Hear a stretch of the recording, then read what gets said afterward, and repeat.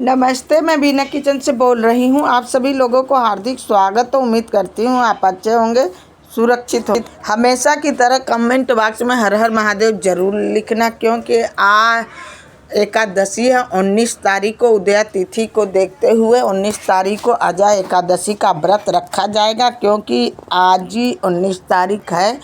Please, आज ये व्रत बहुत ही अच्छा है, ये व्रत रखना चाहिए। ये व्रत निराजल रखा जाता है, बिना अन्न का रखा जाता है। इसमें अन्न का बहुत परहेज होती है। अजय एकादशी भादों के शुक्ल पक्ष में रखा जाता है। ये व्रत बहुत ही अच्छा, ये व्रत भगवान हरि विष्णु के लिए रखा जाता है। एकादशी का व्रत बहुत ही अच्छा होता है। एकादशी का व्रत तुलसी माता भी व्रत रखती हैं। जिस दिन एकादशी का व्रत हो, तुलसी माता में जल नहीं चढ़ाना चाहिए, न छूना चाहिए, क्योंकि तुलसी माता भी व्रत अपने ठाकुर जी के लिए रखती हैं।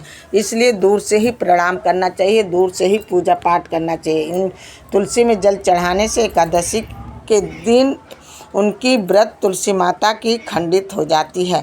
लेकिन एक बात है, इस एकादशी का व्रत मंगलवार के दिन पड़ रहा, तो मंगलवार के दिन पीपल के वृक्ष का पूजा किया जाएगा। एकादशी वाले दिन मंगलवार को पड़ रहा है। मंगलवार वाले दिन हमें पीपल के वृक्ष में अक्षत डाल करके जल चढ़ाने से सीधे हमारे पितरों को मिलती है।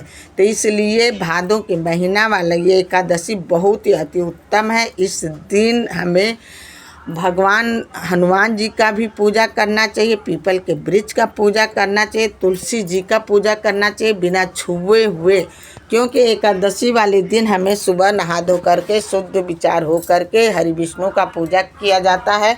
माता लक्ष्मी का भी पूजा हरि विष्णु का पूजा करने के लिए पीले वस्त्र होना चाहिए। पाटला पर बिछा करके हरि विष्णु का फोटो रख करके उनका पूजा किया जाता है। पूजा में सामग्री क्या होना चाहिए? दूध, दही, अक्षत, रोरी, चंदन और देसी घी का दीपक बड़े भाव से बैठ करके ही पूजा किया जाता है, क्योंकि हरि विष्णु भगवान हमारी पूजा स्वीकार कर लेते हैं।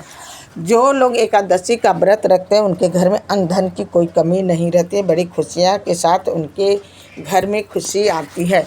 हरि विष्णु का पूजा करने से भगवान अति प्रसन्न होते हैं।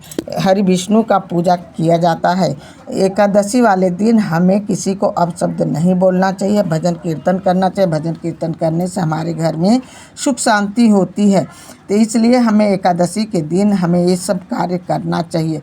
एकादशी के पारण वाले दिन हमें नहा धो करके शुद्ध हो करके आटा सिद्धा छू करके, सिद्धा में क्या होना चाहिए? आटा, दाल, सब्जी, द्रव्य रख करके छू करके हमें ब्राह्मणों को दान देना चाहिए। तब जाके हमें अन्न ग्रहण करना चाहिए। तुलसी माता को एकादशी वाले दिन हमें छूना नहीं चाहिए। पीपल के वृक्ष में पूजा अवश्य करना चाहिए, क्योंकि मंगलवार है। मैं बार बार यही आप लोगों को बता रही हूँ। हरि विष्णु का भजन कीर्तन करना चाहिए और प्रसाद भी बांटना चाहिए। प्रसाद बांट करके बच्चों में वितरण कर देना चाहिए। हरि विष्णु का पूजा करने से हमारे मन को भी शांति मिलती है। एकादशी के दिन हमें हरि विष्णु का ही पूजा करना चाहिए। जिस दिन पारण हो, दूसरे दिन एकादशी के दिन, तो हमें गौ माता को भी अग्रासन देना चाहिए। तुलसी माता को उस दिन एकादशी वाले दिन नहीं छूना चाहिए। एकादशी वाले दिन हमें दूर से ही तुलसी माता का पूजा कर लेना चाहिए। इसलिए हमें तुलसी माता व्रत रखती हैं अपने ठाकुर जी के लिए, इसलिए हमें नहीं छूना चाहिए। हरि विष्णु की पूजा पाठ अवश्य करना चाहिए। एकादशी वाले दिन अन्न का त्याग विशेष करके